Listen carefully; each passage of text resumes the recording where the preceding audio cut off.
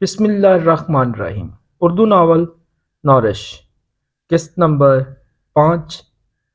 अगर आप चैनल पे नए हैं तो सबसे पहले चैनल को सब्सक्राइब कर लें, बेल आइकॉन को प्रेस कर लें ताकि हर नई आने वाली कहानी का नोटिफिकेशन बर वक्त आपको मिलता रहे। कहानी शुरू करते हैं। किरण के अब्बू ने कहा, मुझे समझ नहीं आ रही कि अचानक इसे क्या हो गया है, जबकि इसकी तबीयत तो काफ़ी बेहतर हो गई थी। लेकिन आज सुबह से ही इसके पेट में शदीद दर्द हो रहा था और ये अपना आपा छोड़ गई थी। बस बेटी, इसके लिए दुआ करना। ये कहते हुए किरण के अब्बू और इसकी वालिदा एम्बुलेंस में बैठ गए तो नौरिश ने कहा, अंकल ज़रा रुकें, मैं भी साथ चलती हूँ। ये कहते हुए नौरिश ने साइदा से कहा, अम्मी मैं भी किरण के साथ जाना चाहती हूँ। तो साइदा ने कहा, हाँ हाँ ठीक है, जाओ, तुम भी चली जाओ। इसके बाद नौरिश फौरी एम्बुलेंस में बैठ गई और रास्ते में जब नौरिश ने किरण की तरफ देखा तो इसके मुंह से झाग निकल रही थी और इसकी आंखें ऊपर की तरफ हो रही थी और किरण गहरे गहरे सांस भी लेने लगी थी। ऐसे लग रहा था जैसे किरण की जान निकल रही हो। तो नौरिश ने फौरी किरण के अब्बू से कहा, अंकल ज़रा किरण को देखें। इसके अब्बू ने इसे देखते ही कहा, किरण बेटी हौसला रखो, हौसला रखो, बस कुछ देर ही हौसला रखो, फिर हॉस्पिटल आ जाएगा। किरण को सांस लेने की कोशिश करती रही और मेरी बच्ची, हम जल्द ही पहुंच जाएंगे। फिर किरण के अब्बू ने एम्बुलेंस वाले से कहा, भाई गाड़ी जरा तेज चलाओ, मेरी बच्ची को पता नहीं क्या हो रहा है। इतने में एम्बुलेंस में बैठे हुए डॉक्टर ने किरण की तरफ देखते हुए इसे ऑक्सीजन लगा दी और किरण की तरफ देखते हुए नाव में सर हिलाने लगा। डॉक्टर को ऐसा करते देखकर किरण की अम्मी ने डॉक्टर साहब से कहा, क्या हो रहा है मेरी बच्ची को। डॉक्टर ने कहा, यह तो अस्पताल जाकर ही पता चलेगा, लेकिन मुझे ऐसा लग रहा है जैसे इस बच्ची ने कोई जहरीली चीज खा ली हो। ये सुनते ही नौरिश ने किरण की अम्मी से कहा, आंटी क्या खाया था किरण ने। आंटी ने कहा, कुछ भी नहीं खाया था, सुबह से ही उल्टियां कर रही है और अपने पकड़ पेट को पकड़कर तड़प रही थी। हमसे जो बन पाया हमने इसे संभालने की कोशिश की, लेकिन कुछ देर गुजर जाने के बाद फिर से इसकी ऐसी ही हालत हो जाती थी। सुबह से इसी तरह चल रहा है। इतने में किरण के अब्बू ने बोले, किरण की अम्मी कहाँ देख रही हो। मैंने पहले ही कहा था कि इसे अस्पताल अकेले नहीं जाने दिया करो, इसके साथ जाकर डॉक्टर से खुद पूछा करो कि इसको क्या हुआ है। हमारी बेटी को अचानक ऐसा क्या हो गया था कि ये बिस्तर पर ही पड़ी रहती है। ये सब उसी दिन से हो रहा है जब से किरण हॉस्पिटल होकर आई थी। इतने में किरण की अम्मी ने कहा, अजी मैं क्या करती, किरण हर बार मुझे अपने साथ ले जाने से मना कर देती थी, ये कहकर कि खुद ही चले जाएगी, कोई परेशानी की बात नहीं है। अम्मी आप ऐसे ही परेशान हो जाती हैं और मेरी तो बात मानती नहीं थी। इतने में किरण के अब्बू ने कहा, मुझे तो लगता है कि इन डॉक्टरों ने ही कुछ कर दिया है मेरी बेटी को, तब से ये ठीक ही नहीं हो रही। जिस दिन पहली बार हॉस्पिटल गई थी उस दिन के बाद। इतने में नौरिश ने किरण के अब्बू से कहा, अंकल ये पहली बार किस लिए गई थी अस्पताल। अंकल ने कहा, पता नहीं बेटी, हमें इसने बस यही बताया कि इसके मैदे में कुछ मसला हो गया है जिसकी वजह से इसे उल्टियां आ रही थी। तो किरण बस इस दिन अस्पताल गई और इसके बाद ये ठीक ही नहीं हुई, जबकि बार बार अस्पताल जाकर दवाइयां भी लेके आई थी और आती रहती थी, जब भी हॉस्पिटल जाती दवाइयां लेके आती थी। अभी किरण के अबू ये बात कर ही रहे थे कि अचानक एम्बुलेंस रुक गई और डॉक्टर ने कहा, चलें जल्दी करें, अस्पताल आ गया है। इसके बाद डॉक्टर ने किरण को इमरजेंसी में शिफ्ट किया तो वहां मौजूद बाकी डॉक्टर किरण को देखने लगे। फिर एक डॉक्टर ने कहा, जल्दी से इसे ऑपरेशन थिएटर में ले चलो। इसके बाद नोरेश किरण की अम्मी के साथ एक साइड पर बेंच पर बैठकर इंतज़ार करने लगी और किरण के अब्बू ऑपरेशन का सामान लेने फार्मेसी पे चले गए। फिर काफ़ी देर के बाद एक नर्स ऑपरेशन थिएटर से बाहर आई तो नरेश जल्दी से उठकर इसके पास गई और नर्स से कहने लगी, सिस्टर किरण अब कैसी है? नर्स ने कहा, कौन किरण? कहीं आप उस लड़की की बात तो नहीं कर रही जिसके पेट में जहर फैल गया है? ये सुनते ही नरेश ने हैरानी से कहा, क्या जहर? पर कैसे? नर्स ने कहा, जब किसी भी उल्टे सीधे अस्पतालों से अबॉर्शन करवाएंगे तो ऐसा ही होगा ना। दुआ करो इसकी जान बच जाए वरना। ये कहते हुए नर्स ने नाम में सर हिलाया और कुछ लेने के लिए चली गई। नर्स की ये बात सुनते ही नरेश की आंखें खुली की खुली रह गई। इतने में किरण की अम्मी ने नरेश के पास आकर कहा, बेटी ये नर्स क्या कह रही थी? लेकिन नरेश इसी जगह इसी हालत में खड़ी किसी गहरी सोच में गुम थी। तो किरण की अम्मी ने इसके कंधे पे हाथ रख के इसे हिलाते हुए कहा, नरेश बेटी, नरेश। तो नरेश ने चौंक कर किरण की अम्मी की तरफ देखा तो नरेश की आंखें अब भी वैसे ही फटी की फटी थी। इतने में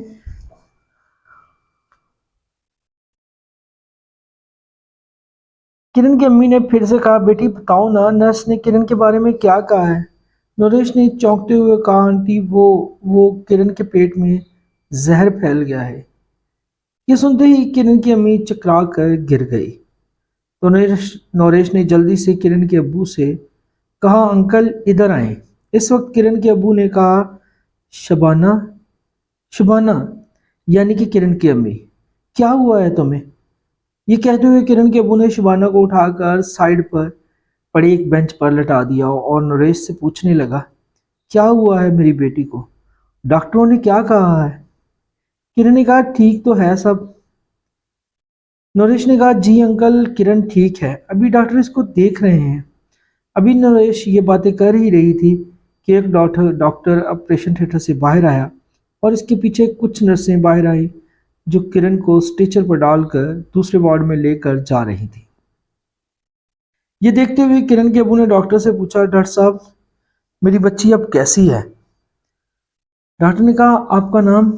किरण के अबू ने कहा, मेरा नाम इकबाल है और जिसका आप इलाज कर रहे हैं, वो जिसको लेके अभी आप आए हैं, वो मेरी बेटी है। डॉक्टर ने कहा, देखिए इकबाल साहब, आप अपनी बेटी से मिल लें, इसके पास वक्त बहुत कम है।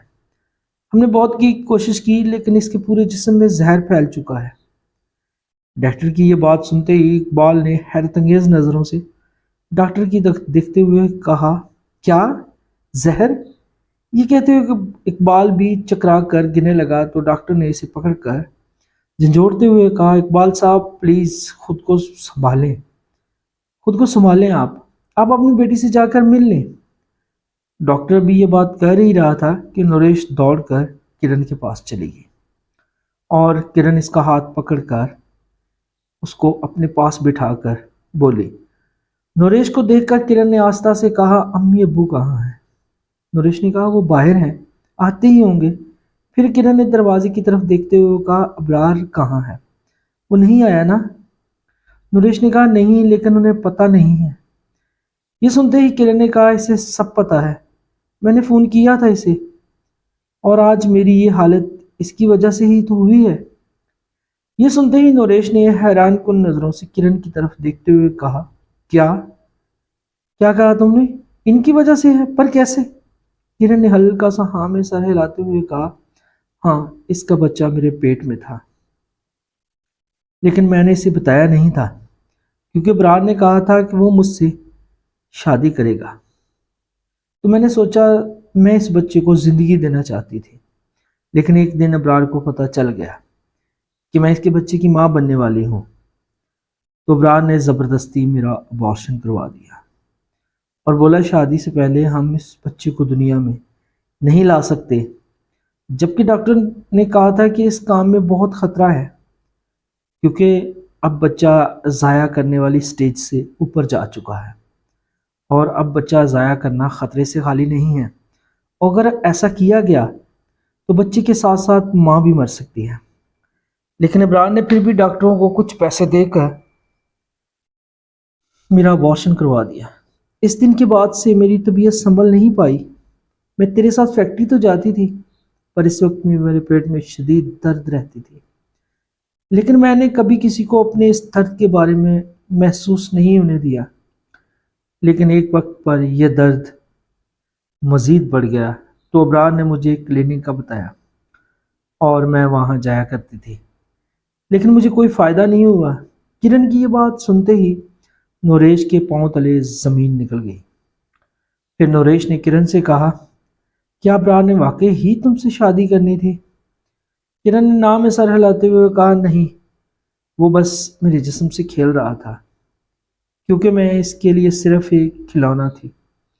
आज सुबह मैंने इसे फ़ोन करके बताया था कि मेरी हालत बहुत ख़राब हो गई है, तो कहने लगा, प्लीज़ किरण, मैं तुम्हें हर माह पैसे भेजता रहूँगा, लेकिन दोबारा मुझसे इस बारे में बात मत करना, क्योंकि मुझे और भी बहुत से काम होते हैं।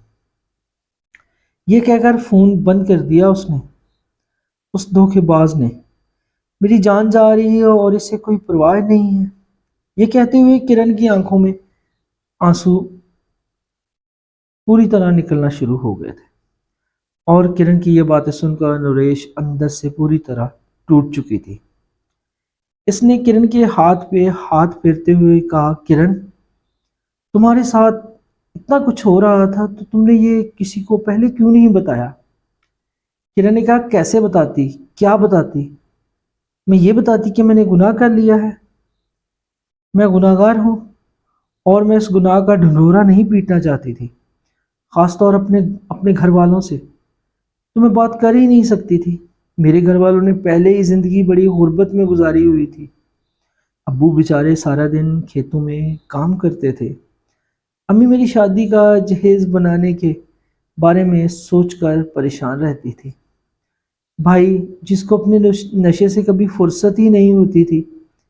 ऐसे में मैं अपने घर वालों को ये सब बताना मुनासिब नहीं समझती थी, क्योंकि जब से मैंने फैक्ट्री में नौकरी की थी, तब से ही मैंने अपने घर वालों के चेहरों पर खुशी देखी थी। इसलिए उन्हें खुश देखकर मैं अपने तमाम दुख दर्द भूल जाती थी। जबकि मैंने बहुत बार अम्मी को बताना चाहा, पर इनके चेहरे पर खुशी देखकर मैं इनसे इस बारे में बात करते हुए रुक जाती थी और बात को गोल मरोल कर दिया करती थी। ये सुनकर नरेश ने कहा, तो फिर तुम मुझे बता देती। किरण ने कहा, मैं बताना चाहती थी, लेकिन अबरार ने मुझे धमकी दी थी कि अगर मैंने इस बात का जिक्र किसी से भी किया तो वो मुझे बदनाम करके फैक्ट्री से निकाल देगा और मेरे माँ बाप को भी अदालत में घसीट कर जलील कर देगा, क्योंकि इसके पास पैसा है, पावर है। बस इसलिए मैं घुट घुट कर जीती रही, और फिर तुम्हें भी नौकरी पर खुश देखकर मैंने तुम्हें कभी कुछ ना बताया, क्योंकि मैं नहीं चाहती थी कि मेरी वजह से तुम्हारी भी नौकरी छोड़ी छूट जाए, क्योंकि मेरी तरह तुम भी अपनी मेहनत से अपने ख्वाब सच करना चाहती थी, अपने ख्वाब पूरा करना चाहती थी, और तुम अपने काम से काम रखने वाली लड़की हो। इसलिए मैं चुप रही। आज मैं इस दुनिया से जा रही हूँ, लेकिन जाने से पहले तुम्हें यह बताना चाहती हूँ कि तुम कभी भी अबरार की चिकनी चौपड़ी बातों में मत आना। वो तुम्हारे सामने एक शरीफ और नेक इंसान बनने का दिखावा करेगा, तुम्हें हर तरह से मदद करेगा, लेकिन कभी भी तुम इसके चंगले में मत फंसना, क्योंकि मैंने जो गलती की है वो तुम कभी मत करना। मुझे भी शुरू में यही लगता था कि ये इंसान कभी किसी का साथ कुछ गलत, कुछ धोखा, कुछ नहीं कर सकता। इसलिए मुझे कहा था कि किरण, तुम में बहुत काबिलियत है तरक्की करने की। तुम अपना स्टेटस ऊंचा रखो तो बहुत तरक्की करोगी। इसने ही मुझे सुहाने ख्वाब दिखाए और कहा कि वो मेरा स्टेटस बेहतर करने के लिए पूरी तरह से मेरी मदद करेगा, यहाँ तक कि वो मुझसे शादी करेगा। तो मैं अपने ऊंचे स्टेटस, शान शौकत के लालच में, उस लालच के चक्कर में इसके हाथ की कठपुतली बनकर रह गई। मैंने अपना झूठा स्टेटस तो बना लिया, लेकिन अपनी इज्जत व आबरू इस शैतान को सौंप दी, जिसकी शैतान ने धज्जियां बखेर कर रख दी। और आज इसी की वजह से जिंदगी भी गंवा रही हूँ। पता है नरेश, अबरार को मैंने जिस तरह तुम्हारी तरफ माइल होते देखा है, इससे लगता है कि इसका अगला शिकार तुम हो सकती हो। इसलिए तुम इस धोखेबाज से बचकर रहना। वो चाहे जो भी कहे, इसकी बातों पर कभी यकीन मत करना, क्योंकि वो बस तुम्हें अपने जाल में फंसाकर तुम्हें इस्तेमाल करेगा। इसलिए वो तुमसे ये भी कहेगा कि कल ही तुमसे शादी करूंगा, लेकिन ये बात इसका सबसे बड़ा झूठ और हथियार है। बस तुम अपने काम से काम रखना और इसे कभी भी अपनी कोई कमजोरी ना देना, वरना आज जो मेरे साथ हो रहा है वो तुम्हारे साथ भी हो सकता है। अभी किरण ये बातें कर ही रही थी कि इसके मुंह से खून आना शुरू हो गया। ये देखते ही नरेश ने कहा, किरण, किरण, रुको, मैं डॉक्टर को लेके आती हूँ। ये कहते हुए नरेश जल्दी से डॉक्टर को बुलाने के लिए खड़ी हुई जाने लगी, तो किरण ने नरेश का हाथ पकड़ कर इसे फिर अपने पास बिठा लिया और रोते हुए नाम में सर हिलाने लगी। इतने में इकबाल भी अपनी बीवी के साथ किरण को देखने आ गया। तो नरेश ने कहा, अंकल, आप लोग कहाँ रह गए थे? देखो ना किरण को क्या हो रहा है। इकबाल ने कहा, मैं डॉक्टर साहब को लाता हूँ। लेकिन किरण ने इसे भी रोक लिया और बोली, अब्बू, अब्बा, मेरे पास टाइम नहीं है। आप मेरे पास ही रहें, मेरे पास ही रहें, मेरे वक्त करीब है। इस वक्त किरण के मुंह से मुसलसल खून जारी था। फिर इकबाल ने किरण की तरफ देखते हुए कहा, बेटी, तेरी अम्मी बार बार बेहोश हो रही थी, इसलिए इसे साथ लेकर आया हूँ। और सच पूछो तो हमें हिम्मत ही नहीं हो रही थी कि तुम्हें इस हाल में देखने की। तुम्हें इस तरह देखकर हमारा दिल फटे जा रहा है। ये कहते हुए इकबाल किरण के सर पर हाथ रखकर जोरदार रोने लगा। और किरण की माँ भी रोते हुए अपने दुपट्टे से किरण के मुंह से खून साफ करती हुई बोली, बेटी, ये सब कैसे हो गया? तूने हमें कुछ बताया क्यों नहीं? ये सुनते ही किरण ने अपने दोनों हाथों को जोड़कर अपने माँ बाप की तरफ किए, तो इसके माँ बाप और ज्यादा रोने लगे। इतने में इकबाल ने कहा, बेटी, तू क्यों माफिया मांग रही है? माफिया तो हमें तुझसे मांगनी चाहिए। हम तेरे लिए कुछ नहीं कर सके। हो सके तो हमें माफ कर देना बेटी। ये कहते हुए इकबाल ने भी अपने दोनों हाथों जोड़कर किरण की तरफ किए, तो किरण ने अपने वालिद के दोनों हाथ पकड़कर चूम लिए और अपना सर नाम में हिलाने लगी। ये सब नरेश से देखा नहीं जा रहा था, तो नरेश रोते हुए इस वार्ड से बाहर आ गई और इसने अचानक आंखों से आंसू पूछते हुए गुस्से से अबरार को फ़ोन किया। तो अबरार ने कहा, क्या हुआ मेरी जान, सब खैरियत तो है? नरेश ने कहा, तुम इस वक्त सिटी हॉस्पिटल आओ। अबरार ने कहा, अस्पताल? पर क्यों? नरेश ने चलाकर कहा, क्योंकि किरण के पास वक्त बहुत कम है और वो मरने वाली है। अबरार ने कहा, क्या? ये तुम क्या कह रही हो? नरेश ने कहा, जल्दी अस्पताल आओ। अबरार ने कहा, ओह सॉरी, लेकिन मैं इस वक्त एक बहुत ज़रूरी काम से शहर जा रहा हूँ। मुझे अस्पताल आने में देर हो जाएगी। लेकिन देखो, तुम परेशान मत होना, मैं कुछ पैसे आमिर के हाथ भिजवा रहा हूँ। तब तक तुम में से देखो और मैं कोशिश करूँगा कि जल्दी फारग होकर अस्पताल पहुँच सकूँ। अब मुझे जाना है, प्लीज़ नाराज़ मत होना, ठीक है? ये कहने के फौरी बाद अबरार ने फ़ोन काट दिया।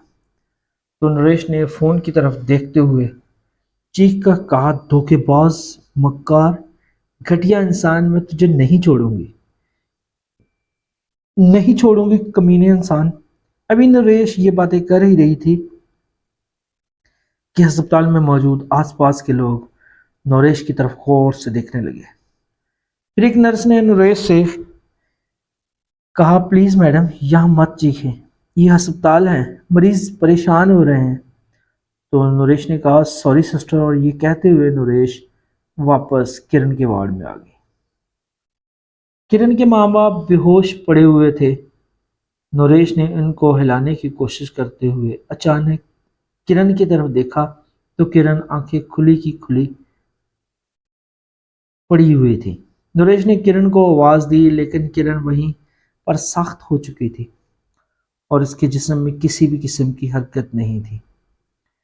ये देखते हुए नरेश भागकर डॉक्टर को ले आए तो डॉक्टर ने किरण की आंखें अपने हाथों से बंद करते हुए नरेश से कहा, I am sorry, she is dead.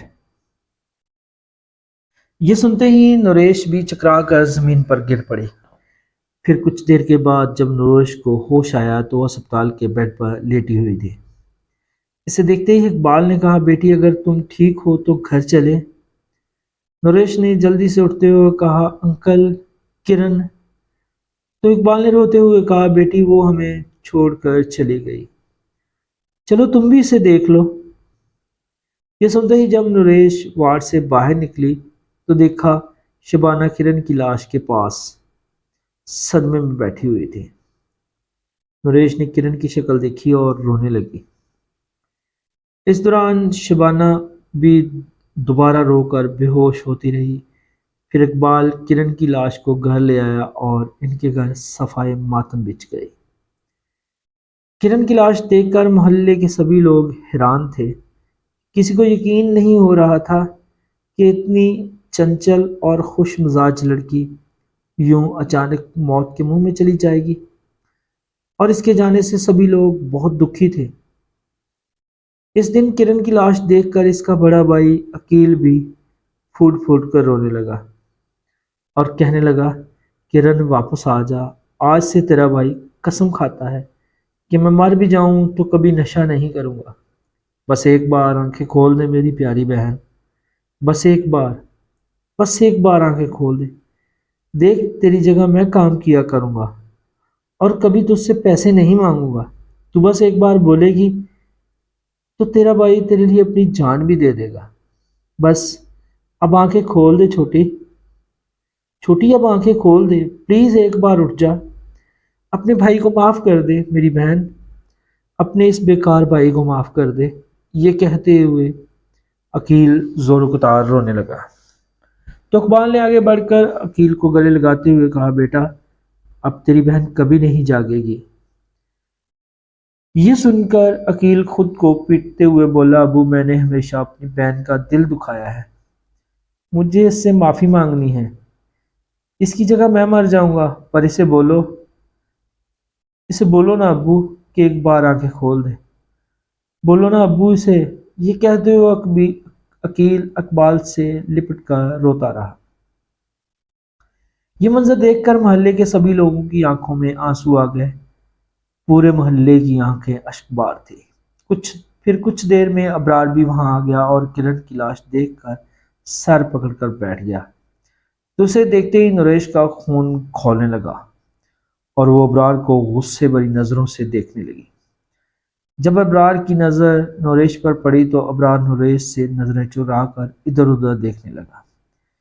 इस वक्त नरेश का दिल चाह रहा था कि वो सबके सामने अबरार की हकीकत को जाहिर कर दे, लेकिन नरेश ने किरण के घर वालों की इज्जत को मद्देनजर रखते हुए खुद को संभाला और वहां से उठकर साइड पर चली गई। फिर किरण का कफन दफन हुआ। इसके बाद अबरार इकबाल के पास आया और इसे दिलासा देते हुए कहने लग गया, अंकल आपको कभी भी किसी भी चीज़ की ज़रूरत पड़े तो बिला झिझक मुझसे कहिएगा। ये कहते हुए अबरार ने कुछ पैसे निकाल कर इकबाल के हाथ में पकड़ाते हुए कहा, प्लीज़ अंकल बुरा मत मानिएगा, दरअसल ये पैसे किरण की इस माह की तनख्वाह है, इसलिए ये आप रख लीजिए और मना मत कीजिएगा। इकबाल ने कहा, बेटा तुम्हारा शुक्रिया, लेकिन अब हम इन पैसों का क्या करेंगे? हमारी बेटी तो चली गई, अब ये पैसे हमारे किसी काम के नहीं। तुम ये पैसे किरण की तरफ से किसी यतीम खाने में डाल देना। हमारी बच्ची ने हमारे लिए बहुत कुछ किया है, यहाँ तक कि इसने हमें अपनी इस बीमारी के बारे में भी कभी नहीं बताया। कहीं हम परेशान ना हो जाएं और सारी मुसीबतें खुद पर लेती रही। और एक हम थे जो कभी अपनी बच्ची को समझ ही नहीं पाए। इसके दुख को नहीं देख सके, इसके दुख को न जान सके, लेकिन जब भी हम इसे देखते थे तो ऐसा लगता था कि हमारी बच्ची हमसे कुछ कहना चाहती थी लेकिन कह नहीं पाई। हमने बहुत कोशिश की कि वो हमसे अपने दिल की बात कहे, लेकिन वो हर बार हमारे चेहरे पर खुशी देखने के लिए अपने गम को हमसे छुपाकर मुस्कुराती रहती थी। और आज भी हमने महसूस किया कि वो अपनी ज़िंदगी के आखिरी पलों में हमसे बहुत कुछ कहना चाहती थी, लेकिन किस्मत ने इसे मौका ही नहीं दिया। इकबाल की ये बात सुनते ही अबरार ने एक लंबी सांस लेते हुए मासूमाना अंदाज में कहा, अंकल, तो इसका मतलब है इसने आपसे कोई बात नहीं की? मेरा मतलब है कि किरण को क्या परेशानी थी या क्या बीमारी थी जिसकी वजह से इसकी जान चली गई? इकबाल ने कहा, ये तो इसने नहीं बताया, लेकिन हमें पूरी तरह महसूस हो रहा था कि हमारी बेटी हमें कुछ बताना चाहती थी, पर अफसोस ये राज इसके साथ ही चला गया। ये सुनते ही अबरार मन ही मन में खुश हुआ और फिर मासूमियत का ड्रामा करते हुए बोला, तो अंकल, डॉक्टर ने भी किरण के बारे में कुछ नहीं बताया किसे कि इसे अचानक क्या हुआ था? इकबाल ने कहा, हाँ, डॉक्टर ने हमें कुछ बताया था। अभी इकबाल ने इतना ही कहा था कि अबरार के चेहरे से रंग उड़ने लगे और वो घबरा कर बोला, क्या क्या बताया था? क्या बताया था डॉक्टर ने, अंकल? डॉक्टर ने क्या कहा था? इकबाल ने कहा, डॉक्टर ने हमें इतना ही बताया था कि इसके पेट में जहर फैल गया है और वो कुछ पेल पल की मेहमान है, लेकिन ये जहर क्यों और किस वजह से फैला था ये हमें नहीं बताया उन्होंने। जब हमने उनसे पूछा भी तो उन्होंने कहा था कि आप कैसे माँ बाप हैं जिन्होंने कभी अपनी बेटी पर गौर ही नहीं किया और इसे मौत के मुंह में जाने दिया। ये सुनते ही अबरार ने कहा, अच्छा अच्छा, वो इसलिए कह रहे होंगे कि आप लोगों ने इसका बर वक्त इलाज नहीं करवाया। इकबाल ने कहा, हाँ, शायद यही बात कह रहे होंगे, लेकिन हम क्या कर सकते थे?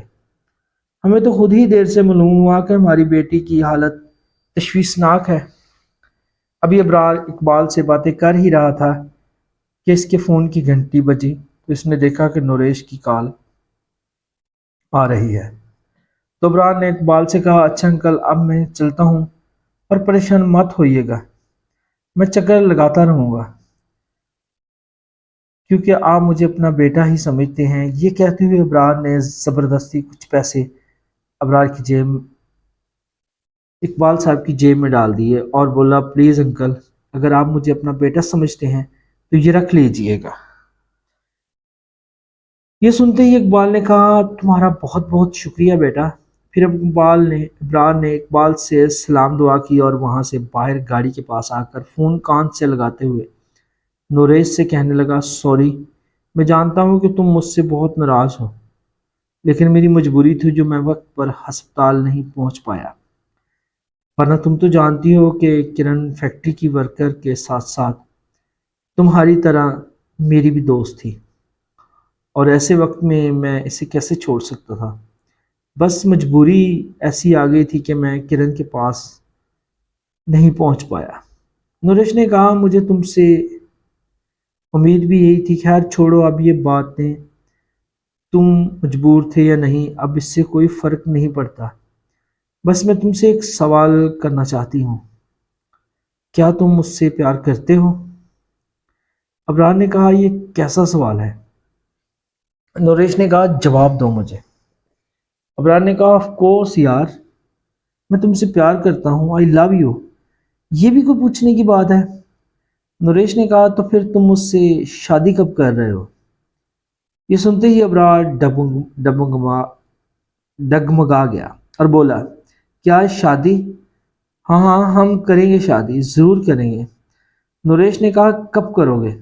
अबरार ने कहा, देखो, आजकल कुछ हालात, कुछ मामलात हैं जो हल तलब हैं। एक बार मैं उनसे फ्री हो जाऊं तो शादी भी कर लेंगे।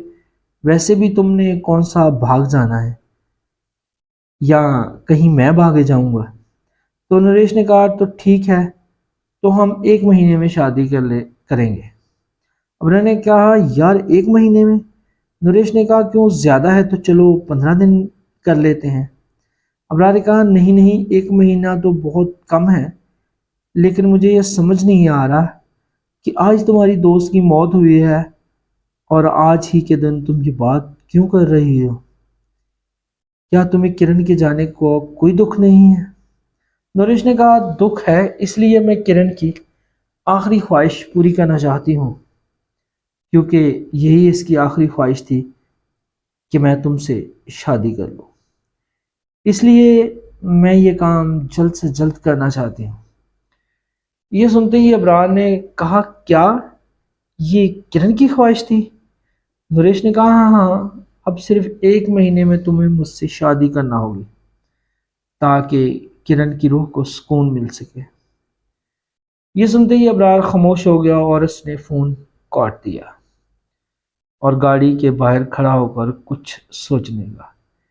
फिर ज़ोर से गाड़ी की छत पर हाथ मारते हुए बोला, क्या मुसीबत है, एक जंगल से बचता हूँ तो दूसरे में फंस जाता हूँ, अब इस मुसीबत से कैसे जान छुड़ाऊँ? ये कहते हुए अबरार गाड़ी में बैठ गया और गुस्से में गाड़ी चलाता हुआ वहां से निकल पड़ा। अभी अबरार कुछ ही दूर गया था कि इसे साइड पर खाली प्लाट के पास खड़ी हुई एक लड़की दिखाई दी, जो कि हाथ हिलाकर अबरार को रुकने का इशारा कर रही थी। लेकिन अबरार इसको देखते हुए इसके पास से गुजर गया। फिर इससे कुछ दूर जाकर गाड़ी रोक कर पीछे देखने लगा, तो वो लड़की अब भी अबरार को देखकर हाथ हिला रही थी और इशारे कर रही थी। इसे देखकर अबरार खुद से कहने लगा, अब पता नहीं ये क्या मुसीबत है जो रात को इस वीराने में खड़ी है। ये कहते हुए अबरार ने गाड़ी रिवर्स की और इस लड़की के पास जाकर कहने लगा, जी बताएं, क्या मसला है आपको, आप मुझे क्यों रोक रही हैं थी? लड़की ने कहा, देखिए मुझे गलत मत समझिएगा, मैं यहाँ अपने अंकल के घर आई थी, तो खाना खाने के बाद बस यहाँ हरियाली देखकर वॉक करती हुई इनके घर से कुछ दूर निकल आई और अब रास्ता भटक गई हूँ। अगर मैं मेन रोड पर चली जाऊँ तो मुझे रास्ता समझने में आसानी हो जाएगी। तो क्या आप मुझे मेन रोड तक छोड़ सकते हैं? चाहे तो मैं आपको इसके पैसे भी दे सकती हूँ। वैसे मैं शाम से यहाँ खड़ी हूँ, लेकिन इस तरफ यहाँ से कोई भी सवारी नहीं गुजरी। अब रात का वक्त हो गया है, तो आसपास इन खाली प्लाट्स की वजह से मुझे कुछ समझ नहीं आ रही, तमाम जगह एक जैसी ही नज़र आ रही हैं। कुछ समझ नहीं आ रहा है कि जाऊं तो कहाँ जाऊं। लड़की की ये बात सुनकर अबरार ने कहा, ठीक है, आप आ जाएं। ये कहते हुए अबरार ने अपनी गाड़ी का फ्रंट साइड का दरवाज़ा खोल दिया और इसे अपनी साथ वाली सीट पर बिठा लिया। वहां से चल पड़े और कुछ दूर जाकर अबरार ने कहा, वैसे आप किस शहर से आई हुई हैं? तो लड़की ने कहा, हम लाहौर के रहने वाले हैं, मेरे अंकल यहाँ के तहसीलदार हैं। ये सुनते ही अबरार ने कहा, अच्छा अच्छा अच्छा अच्छा अच्छा, ठीक कहा आपने। इतने में लड़की ने कहा, आप यहाँ के रहने वाले हैं? अबरार ने कहा, नहीं, मैं गुजरात का रहने वाला हूँ, यहाँ किसी के जनाजे पे आया हुआ था और अब वापस जा रहा हूँ। ये सुनते ही लड़की ने कहा, वाह, क्या बात है, तो आप जनाजों में भी शिरकत करते हैं? लेकिन मेरा तो तुमने जनाजा भी नहीं होने दिया था, मेरा तो तुमने जनाजा भी नहीं होने दिया था। ये सुनते ही अबरार ने चौंक कर हैरानी से इस लड़की की तरफ देखते हुए कहा, क्या? लेकिन इस वक्त वो लड़की साइड वाले शीशे को डाउन करके बाहर की तरफ देख रही थी और अबरार को इसका चेहरा नजर नहीं आ रहा था। तो अबरार ने घबराहट में कहा, मुझे बताओ, इस बात का क्या मतलब है? लेकिन इस लड़की ने बिना अबरार की तरफ देखे हुए कहा, मतलब तो साफ है, जब मैं जिंदा थी तो तुम मेरे जिस्म के साथ खेलते रहे, जब मैं तुमसे बहुत दूर जा चुकी थी तो तुम 6 साल में एक बार भी मेरी कब्र पर नहीं आए।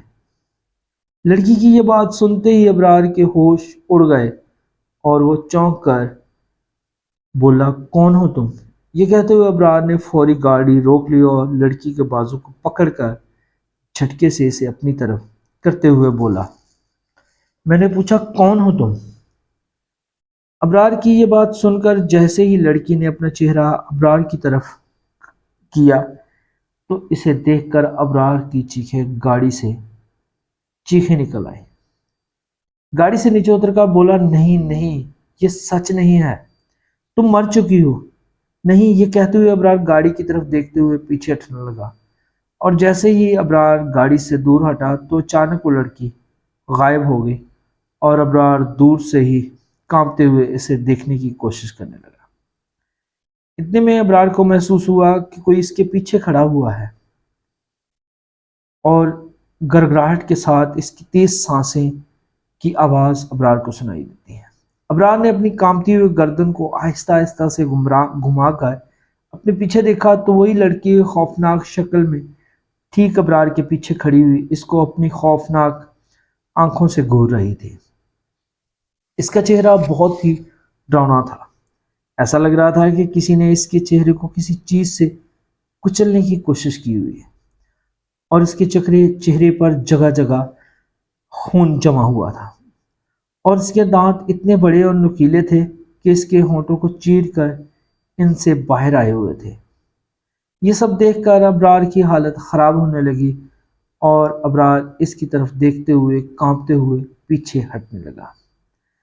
तो इसी लड़की ने अबरार का हाथ पकड़ लिया और कहने लगी, अब तुम यहाँ से वापस नहीं जा सकते, तुम्हें जवाब तो देना ही पड़ेगा। आखिर तुमने इसे मेरे साथ ऐसा क्यों किया? अबरार कांपते हुए देखा, देखो मुझे माफ कर दो, वो सब इस गार्ड शकील की गलती थी। मैं तुम्हारे साथ ऐसा नहीं करना चाहता था, लेकिन जब तुमने मेरे खिलाफ जाने की बात कर रही थी तो इस सिक्योरिटी गार्ड ने मुझे मशवरा दिया कि सर, जब तुमने कहा था कि तुम मुझे बदनाम कर दोगी और तुम मेरे लिए ख़तरा बन सकती हो, अगर ऐसा होता तो मेरे ससुर जिन्होंने वो फैक्ट्री मेरे नाम की थी इन तक बात पहुंच जाती तो मैं रोड पर आ जाता और मेरी बीवी ने मुझे जेल भिजवा देना था। तुम तो जानती थी कि मेरी बीवी तुम्हें लेकर पहले ही मुझ पर शक करती थी, इसलिए बस मैं इस गार्ड की बातों में आ गया।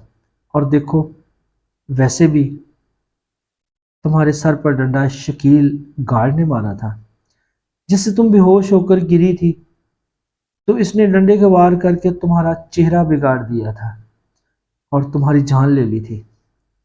अबरार की ये बात सुनकर इस लड़की ने गुड़गुड़ाते हुए कहा, डंडे इसने मारे थे, लेकिन मुझे धोखे से इस वीराने में तुमने बुलाया था।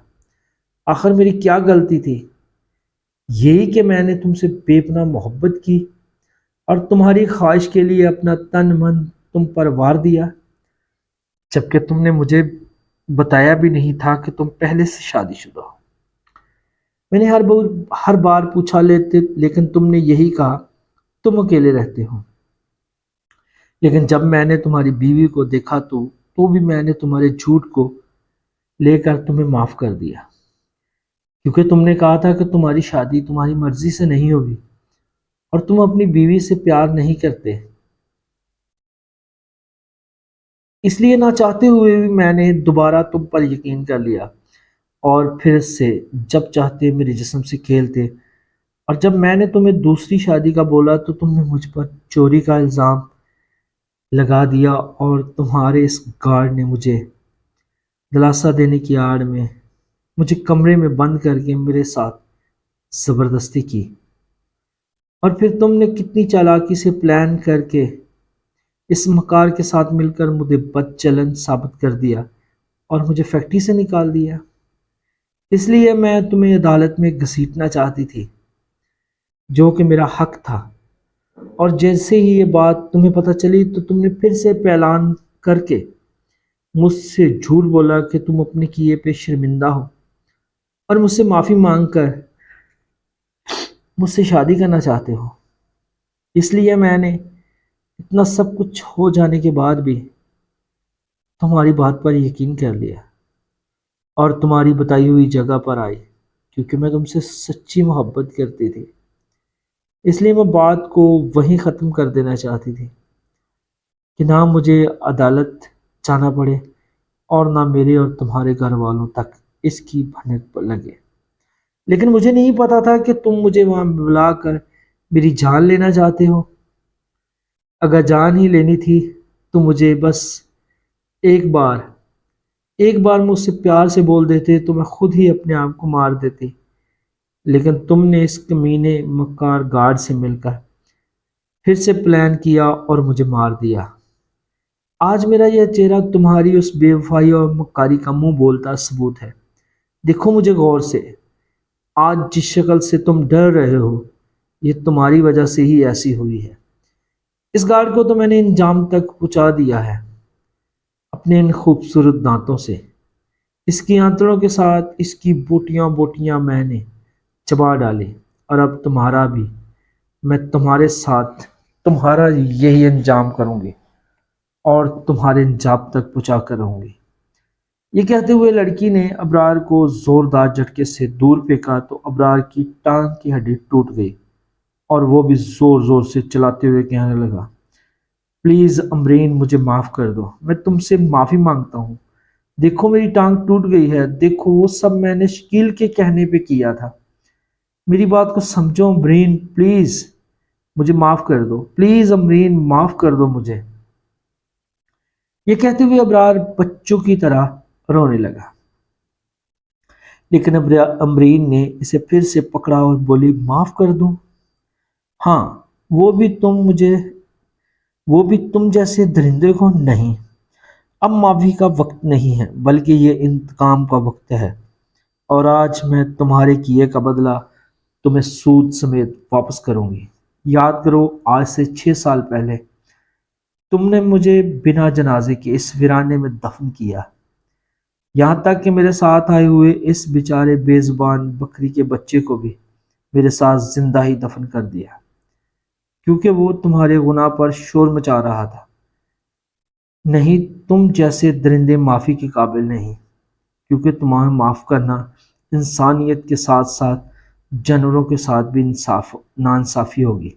इसलिए आज तुम्हारी मौत भी मेरी मौत की तरह एक पहेली बनकर रह जाएगी और कभी कोई नहीं जान पाएगा कि अगर तुम मर चुके हो तो तुम्हारी कब्र कहाँ है। ये कहते हुए अमरीन ने फिर से अबरार को उठाकर पास ही खाली प्लाट में पड़े हुए एक गड्ढे में फेंक दिया। तो अबरार दर्द से पागलों की तरह चिल्लाने लगा और अमरीन गुड़गुड़ाते हुए इस पर मट्टी डालते हुए इसको दफना करने लगी।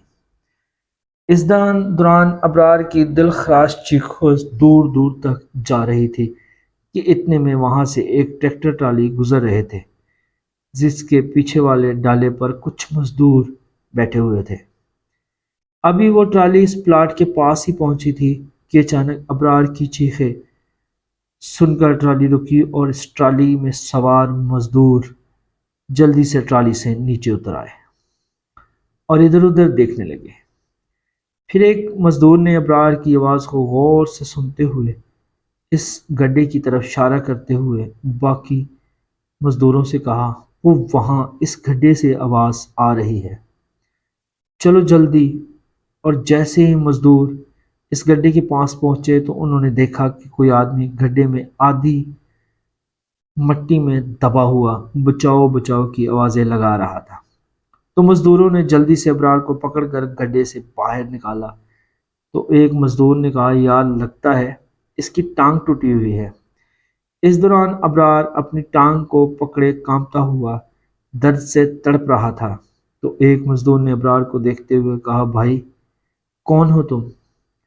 ये सुनते ही अबरार हैरानी से सब मजदूरों की शक्लें देखते हुए कहने लगा, मुझे मुझे यहाँ से ले चलो, जल्दी जल्दी ले चलो, वो मुझे मार देगी, वो मुझे मार देगी। नाज़रीन, कहानी जारी है। नावल अभी मुकम्मल नहीं हुआ, 2 किस्तें अल्हम्दुलिल्लाह भी इसकी बाकी हैं। तो चैनल को सब्सक्राइब करें, अगर कहानी अच्छी लगी है तो वीडियो को लाइक करें, कमेंट करें, ताकि मज़ीद अच्छी अच्छी कहानियाँ आपको मिलती रहें। मिलते हैं अगली छठी किस्त में। अल्लाह हाफिज़।